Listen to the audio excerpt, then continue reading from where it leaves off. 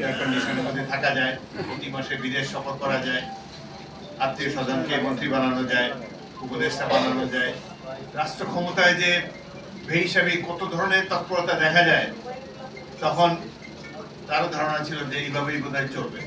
কিন্তু 13 মাস অতিবাহিত হওয়ার পর প্রফেসর ইউনূসও উপলব্ধি করেছেন যে এই দেশে সংস্কার করা সম্ভব নয়, একমাত্র রাজনৈতিক দল করে এই দেশকে ঠিক করবে। যারা এই যে গ্রুপকে বসিয়ে দেওয়া হলো, তাদের পিএইচডি ডিগ্রি থাকতে পারে, জনগণের সাথে কোনো পরিচয় নেই। তারা বাংলাদেশে গ্রাম অঞ্চল দেখে নাই, ধান গাছে তপ্ত হয় কিনা জানে না, আমেরিকার থেকে উড়িয়ে নিয়ে এসেছে তাদেরকে। তারা কিভাবে বাংলাদেশের ভাগ্য নির্ধারণ করবে?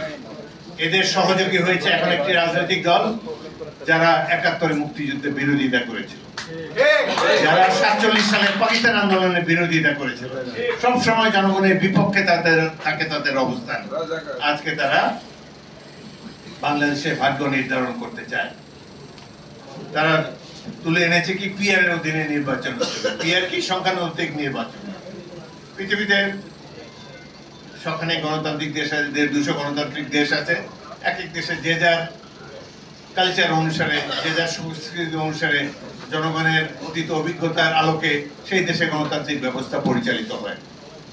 আমাদের দেশে প্রায় 100 বছরের কাছাকাছি 1937 সালে ভোট হয়েছিল এই বেঙ্গলে। তার আগেও 2-1 ভোট হয়েছে, কিন্তু 37 সালে জনগণ প্রথমবারের মতো সংঘবদ্ধভাবে ভোট কেন্দ্রে গিয়ে তারা তাদের প্রার্থীকে নির্বাচন করেছে। সেই 37 সাল থেকে আজ অবধি আমরা এই বর্তমান যে সিস্টেম বাংলাদেশে চালু রয়েছে, ওয়ান ম্যান ওয়ান ভোট, এইভাবেই একজন ব্যক্তিকে তারা নির্বাচিত করে এসেছে। প্রত্যেকটি আন্দোলন সংগ্রামে বাংলাদেশের জনগণ সঠিক সিদ্ধান্ত নিয়েছে, কোনোদিন তারা ভুল সিদ্ধান্ত দেয়নি।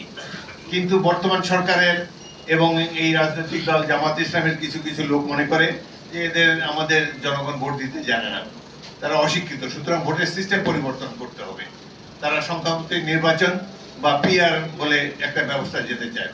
আমাদের আশেপাশে কোথাও পিআর নাই, আছে নেপালে ছিল, সেখানে 2 বছরে প্রায় 10টি সরকার এসেছে আর গিয়েছে। অবশেষে তাদের প্রাক্তন মন্ত্রী, প্রধানমন্ত্রী কয়েকজনকে পুড়িয়ে মেরেছে। বোঝা যায় এটি একটি দুর্বল সরকার, এই সিস্টেম স্যুট করে না। সেটি ছিল নেপালে। আরেকটা ছিল শ্রীলঙ্কাতে, সেখানেও একই অবস্থা হয়েছে, জনরোষের সরকার পতন হয়েছে। পাশের দেশ ভারত, যাদের বুদ্ধিতে এই সমস্ত কথাবার্তা বলে, সেখানে কিন্তু পিআর নাই, সেখানে বাংলাদেশের মতোই নির্বাচন হয়। গণতন্ত্রের মাদার কান্ট্রি যুক্তরাজ্যে, ইংল্যান্ডে, সেখানেও এই বাংলাদেশের মতো সিস্টেমে ভোট হয়।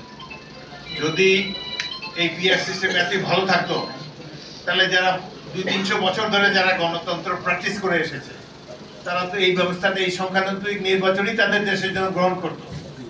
তাহলে তো ইংল্যান্ডে এই সিস্টেমে ভোট হতো, প্রতিবেশী রাষ্ট্র ভারতেও এই সিস্টেমে ভোট হতো।